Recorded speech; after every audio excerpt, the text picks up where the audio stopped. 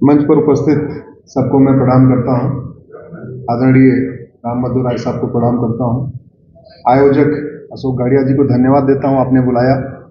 और सबसे ज़्यादा धन्यवाद आप सबको देता हूं कि आप सब बड़ी मात्रा में सुनने आए हैं। थोड़ी देर हम भी अपनी बात रखेंगे। आग्रह केवल इतना है कि हम कोई बौद्धिक नहीं करते, तो जब भी हम कुछ पूछें, आप लोग इतना तेज आवाज, इतनी तेजी से आप जवाब देना कि आपकी आवाज यहां तक पहुंच जाए। इसलिए यहां तक पहुंचना जरूरी है कि सामान्यतया 2-3 करोड़ लोगों के आसपास मेरा वीडियो पहुंचता है, तो आप केवल मेरी आवाज नहीं आनी चाहिए इस वीडियो में, आपकी आवाज आनी चाहिए। भाई साहब हमसे पहले 2 वक्ता को बुलाए तो उन्होंने कॉमन सिविल कोड की बात किया, और जैसे मुझे बुलाया तो उन्होंने बोला हम संप्रभु राष्ट्र हैं, इसलिए कॉमन सिविल कोड चाहिए। तो अगर मंच की इजाजत हो तो मैं थोड़ी देर संप्रभुता पे बात कर लेता हूं।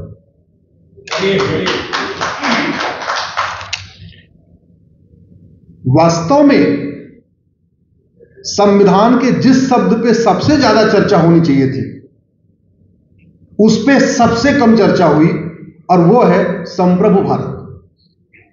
सेकुलरिज्म वगैरह, सोशलिज्म वगैरह तो सब 1976 में आया। प्रियम्बल के पहला शब्द we the people of India have decided, क्या, कैसा भारत? सोवरेन, संप्रभु भारत।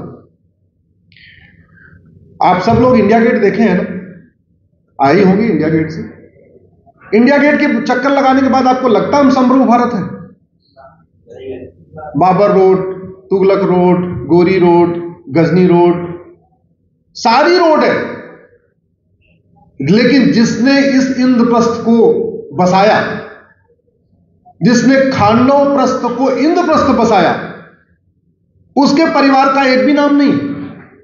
युधिष्ठिर रोड नहीं है, अर्जुन रोड नहीं है, भीम रोड नहीं है, नकुल रोड नहीं है, सहदेव रोड नहीं है, पांडव रोड नहीं है, द्रौपदी रोड नहीं है, पांचाली रोड नहीं है, अभिमन्यु रोड नहीं, कोई रोड नहीं जिसका कोई लेना देना नहीं।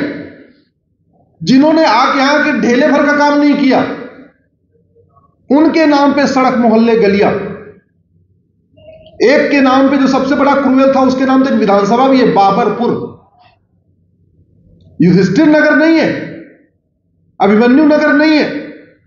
इसलिए मेरा यह मानना है कि 75 साल में हमने जो सबसे कम काम किया वो अपनी संप्रभुता पे किया। और मैं धन्यवाद देना चाहूंगा आदरणीय प्रधानमंत्री नरेंद्र मोदी जी को। मैं 15 अगस्त के भाषण को बहुत गहराई से सुनता हूं हर साल। आजाद भारत के इतिहास में पहली बार किसी ने लाल किले से बोला, आप लोग सुनिएगा, मैंने ट्वीट भी किया उनका वीडियो। उन्होंने बोला हम संप्रभु भारत हैं, इसलिए गुलामी की एक एक निशानी को हमें मिटाना है, बोला उन्होंने। उनके स्पीच से थोड़ा मैं भी मोटिवेटेड हो गया। मैं मोटिवेटेड हो गया तो मैं सुप्रीम कोर्ट में पीआईएल फाइल किया। मैंने पीआईएल फाइल किया कि जैसे सुप्रीम कोर्ट बहुत सारे कार्य करता है, सेकुलरिज्म का इंटरप्रिटेशन करता है, सोशलिज्म का करता है, जेंडर जस्टिस का इंटरप्रिटेशन करता है, जेंडर इक्वलिटी का करता है, तो जो प्रियम्बल का पहला शब्द है सोवरेनिटी, इसका भी इंटरप्रिटेशन होना चाहिए। और मैंने अपनी याचिका में कहा कि भारत अब संप्रभु एक राष्ट्र बन चुका है, सोवरेन कंट्री हो चुका है, लेकिन यह दूर दूर तक कहीं दिख नहीं रही है। न दिल्ली में हमको दिख रही है, न भाग्यनगर में दिख रही है, कहीं नहीं दिख रही है। तो प्लीज, जैसे आप दुनिया भर के कमीशन का बनाने का ऑर्डर करते हैं, एक रीनेमिंग कमीशन का ऑर्डर कर दीजिए, जिसमें जजेस भी हों, इतिहासकार भी हों, वास्तुविद भी हों, एएसआई के लोग भी हों, हर तरीके के लोग, 11 लोग, 10 लोग, 15 लोगों की कमेटी बनाइए, जो गुलामी के नाम है इनके असली नाम को पहचाने। और वो जरूरी क्यों है? बहुत सारे स्थानों का नाम चेंज होता है, लेकिन पॉलिटिशियन अपनी सुविधा के अनुसार चेंज करते हैं। उनको लगता है कि इस स्थान पे इस कम्युनिटी के ज्यादा लोग हैं, तो एक काम करो, इस कम्युनिटी का कोई एक व्यक्ति का नाम रख दो। इस कम्युनिटी पे यहां ब्राह्मण ज्यादा रहते हैं, तो एक काम करो, ब्राह्मणों में से कोई एक नाम रख दो। असली नाम नहीं रखते। और मैंने एक लिस्ट बनाई। मैंने कहा कि मुर्शीद खां ने हमारा जो सबसे प्रथम शक्तिपीठ था कीर्तेश्वरी, जहां माता का मुकुट गिरा था, उस कीर्तेश्वरी को मुर्शीद खां नाम के लुटेरे ने मुर्शिदाबाद बना दिया। मैं हमारे वेद पुराण में 51 शक्तिपीठ में कीर्तेश्वरी का वर्णन है, लेकिन मैं ढूंढ रहा हूं तो मुझे कीर्तेश्वरी नहीं मिल रहा है, क्योंकि वो तो मुर्शिदाबाद हो गया। मैं अपना विंध्याचल ढूंढ रहा हूं, मुझे विंध्याचल नहीं मिला, क्योंकि तो मिर्जापुर हो गया। मैं महाभारत काल के दौरान जहां पे पांडवों ने अज्ञातवास किया था, मैं उस विराट को ढूंढ रहा हूं। महाभारत में उस विराट का वर्णन है कि हाँ, पांडव 1 साल के बाद में वहां पे विराट में गए, लेकिन वो विराट हमको कहीं भारत में नहीं मिल रहा है, क्योंकि वो होशियारपुर बन गया। मैंने कहा कि भगवान परशुराम के पिताजी महर्षि जमदग्नि, उनका एक आश्रम था, और जहां उनका आश्रम था उस स्थान का नाम हो गया जमदग्निपुरम। वहां जौना खां नाम का लुटेरा गया, उसने जमदग्निपुरम को जौनपुर बना दिया। गजप्रस्थ जिसका वर्णन है, करीब 10 प्रमुख गांवों का वर्णन महाभारत में है। गजप्रस्थ, पानप्रस्थ, सोनप्रस्थ, तिलप्रस्थ, व्याघ्रप्रस्थ, इंद्रप्रस्थ। मैंने कहा गजप्रस्थ गाजियाबाद बना हुआ है, तिलप्रस्थ फरीदाबाद बना हुआ है, सोनप्रस्थ सोनीपत बना हुआ है, पानप्रस्थ पानीपत बना हुआ है, व्याघ्रप्रस्थ बागपत बना हुआ है, और इंद्रप्रस्थ दिल्ली बना हुआ है। तो इससे हमारे फंडामेंटल राइट का वायलेशन हो रहा है, इसलिए आप एक रीनेमिंग कमीशन बनाइए। मैंने कोर्ट में कहा कि बेगू खां ने अजातशत्रु नगर को बेगूसराय बना दिया, शरीफुद्दीन ने नालंदा बिहार को बिहार शरीफ बना दिया, दरभंग खान ने द्वारभंगा को दरभंगा बना दिया, हाजी शमसुद्दीन ने हरिपुर को हाजीपुर बना दिया, जमाल खान ने सिंह जानी को जमालपुर बना दिया, अहमद शाह ने कर्णावती को अहमदाबाद बना दिया, बुरहान ने भगनापुर को बुरहानपुर बना दिया, होशंग शाह ने नर्मदापुरम को होशंगाबाद बना दिया, अहमद शाह ने अंबिकापुर को अहमदनगर बना दिया, तुगलक ने देवगिरी को तुगलकाबाद बना दिया, उस्मान अली ने धाराशिव को उस्मानाबाद बना दिया, फरीद खान ने मोगलहार को फरीदकोट बना दिया, फरूख खान ने पांचाली, महाभारत में पांचाल का वर्णन है, पांचाली का जन्म स्थान है, लेकिन फरूख खान ने उसको फर्रुखाबाद बना दिया। मुराद खान ने रामगंगा नगर को मुरादाबाद बना दिया, मुजफ्फर खान ने लक्ष्मी नगर को मुजफ्फरनगर बना दिया, शाहजहां ने गोमती नगर को शाहजहांपुर बना दिया, बख्तियार खिलजी ने नालंदा को बख्तियारपुर बना दिया, करीमुद्दीन ने करीमनगर बना दिया, महबूब खान ने महबूबनगर बना दिया, अली मीर जाफर ने अलीपुर बना दिया, भाग्यनगर को हैदराबाद बना दिया, इंदौर को निजामाबाद बना दिया, पिटौरा को फतेहपुर बना दिया, हरिगुड़ को अलीगढ़ बना दिया, अंबिका नगर को अमरोहा बना दिया, आर्यमगढ़ को आजमगढ़ बना दिया, जसनौल को बाराबंकी बना दिया, गाजीपुर को गाजीपुर बना दिया। इसकी वजह से हमारे 7 फंडामेंटल राइट वायलेट हो रहे हैं। हमारे 2 अधिवक्ता मित्र हैं, और जो मैंने क्वेश्चन ऑफ लॉ फ्रेम किया था उसको कोर्ट ने अपने जजमेंट में डिक्टेट भी कराया।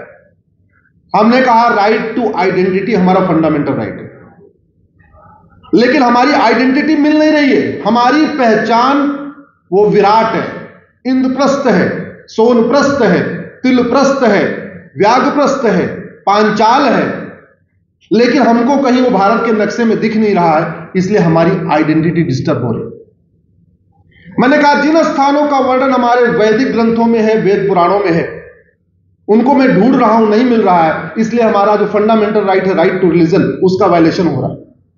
मैंने कहा राइट टू कल्चर हमारा फंडामेंटल राइट है आर्टिकल 29 में, लेकिन चूंकि हमारे जो कल्चरल हेरिटेज सेंटर हैं, जो हमारे धार्मिक पौराणिक स्थान है, वो बदले हुए हैं, वो नहीं मिल रहे हैं, इसलिए हमारा राइट टू कल्चर वायलेट हो रहा है, हमारा राइट टू लाइफ वायलेट हो रही है, हमारी राइट टू डिग्निटी वायलेट हो रही है, राइट टू रिलीजन वायलेट हो रहा है। इस तरीके से मैंने 7 फंडामेंटल राइट गिनाए, ये हो रहे हैं, वायलेट हो रहे हैं।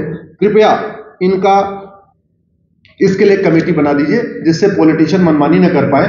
जो स्थान जैसे थे, जिनका वर्णन वेद पुराण में है, उनको उसी स्थान पे दोबारा रिस्टोर कर दिया जाए। और मैंने कहा नोटिस इशू कर दीजिए, बोले नोटिस इशू नहीं करूंगा। तो हमने कहा फिर 1 दिन का टाइम दे दीजिए, बोले नहीं केवल 10 मिनट का टाइम। तो हमने कहा कम से कम रिटर्न सबमिशन फाइल करने का ऑर्डर कर दिया, बोले नहीं जितना कुछ कहना 10 मिनट में कह लीजिए। तो जितनी बात आपके बीच में कह रहा हूं, यही सब बातें हमने कही थी वहां पे, ये सब बातें हमने कही। और मैंने कहा कि जिन स्थानों का वर्णन कुरान में है, वो उसी नाम से एग्जिस्ट करते हैं, इसलिए कुरान को लोग हकीकत मानते हैं। जिन स्थानों का वर्णन बाइबल में है वो उसी नाम से एग्जिस्ट करते हैं, इसलिए लोग बाइबल को हकीकत मानते हैं। और हमारे बच्चों को कई सारे स्कूलों में, खासतौर पे आईसीएसई बोर्ड के स्कूलों में पढ़ाया जा रहा है कि रामायण और महाभारत एक काल्पनिक घटना है, और वो इसलिए हमारे बच्चे विश्वास करने लग गए हैं। क्योंकि जिन स्थानों का वर्णन रामायण महाभारत में है, एक्चुअल में प्रैक्टिकली फिजिकली वो मिल नहीं रहे, नाम बदले हुए। बहरहाल जस्टिस जोसेफ की बेंच थी, जस्टिस जोसेफ की बेंच ने उसमें सेकुलरिज्म का बिहार एसआर बम्बई केस लाए, सेकुलरिज्म के बारे में 5-6 उसमें पैरा लिखवाया। हालांकि सेकुलरिज्म से इसका कोई लेना देना नहीं है। मैंने बार बार रिपीट कर रहा हूं, सेकुलरिज्म 76 में आया। हमारा तो केस सोवरेनिटी का था, हमारा केस सेकुलरिज्म का नहीं था, हमारा केस संप्रभु भारत का था, संविधान के प्रियम्बल के पहले शब्द का था। लेकिन उस पर टेस्ट नहीं हुआ, और बाद में लास्ट सेंटेंस ये कहते हुए कि आर्टिकल 32 में मेंटेनेबल नहीं है, और उसको डिस्पोज ऑफ कर दिया। फिलहाल 13-14 पेज का जजमेंट है, डिटेल लिखवाया है। मैं आपसे एक सवाल पूछता हूं और जोर से उत्तर दीजिए। आपके माता पिता कमजोर थे, कोई लुटेरा आया, घर तोड़ा, माता पिता को बंधक बनाया, बहन बेटियों से बलात्कार किया, और जाते समय सोना चांदी लूटने के बाद जहां अग्रवाल सदन लिखा था वहां पे गाजी भवन लिख के चला गया, जहां शर्मा भवन लिखा था वहां शमसुद्दीन भवन लिख के चला गया, XYZ कोई नाम लिख के चला गया। अब आप स्वतंत्र हो चुके हैं, अब आप आजाद हो चुके हैं, वो दबंग लुटेरा आक्रांता भी चला गया है। भारत के नागरिक तो छोड़िए, एक परिवार के नाते, एक पुत्र के नाते, एक पुत्री के नाते आपका धर्म क्या है? उसकी नेम प्लेट को कंटिन्यू करना या उसकी नेम प्लेट को उखाड़ के फेंकना? जोर से बोलिए जरा। फेंका क्या, बोला क्या? इसी इंडिया गेट से गुजरते हो, कभी देखा नहीं? इसी इंडिया गेट से गुजरते हो। क्यों? क्योंकि आपको पॉलिटिकल पार्टियों ने जाति भाषा क्षेत्र की अफीम खिला दिया, आप उस अफीम में मस्त हो गए, और आपने सोचा ही नहीं कि हमारे पूर्वजों ने कितना बलिदान किया, उनकी क्या व्यवस्था रही होगी, हमारी माताओं ने जौहर किया, हमारी पूर्वजों ने क्या क्या किया, जजिया दिया, सब कुछ दिया। अरे अब तो स्वतंत्र हो गए हैं ना।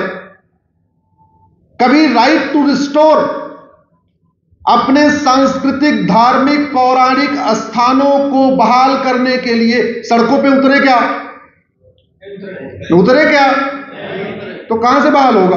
बैठे रहिए घर में, बने रहिए, पंडित जी, गुप्ता जी, यादव जी, पटेल जी, अपनी बटे रहिए जातियों में, आनंद लेते रहिए। वास्तव में हम अपने पूर्वजों की कायर संतान हैं। कड़वा आपको लग रहा हो, हमारे पूर्वजों ने अपनी पहचान बचाने के लिए, अपने धर्म को बचाने के लिए जितना बलिदान दिया है, अगर 1%, मात्र 1% उसका हमने किया होता, तो आज वास्तव में भारत एक संप्रभु भारत बन गया होता। हमने कुछ नहीं किया, हम केवल दल गुलाम बने रहे, हम पार्टियों के गुलाम बने रहे, हम नेताओं के गुलाम बने रहे। इसलिए वास्तव में संप्रभु भारत नहीं, गुलामी की निशानी आज भी चल रही है, गुलामी का भारत आज भी चल रहा है। हो सकता है आपको कड़वा लगा हो, उसके लिए मैं माफी चाहता हूं। कड़वा सच में बोलना मेरी आदत है, और चूंकि सब लोग मीठा झूठ परोसी रहे, तो फिर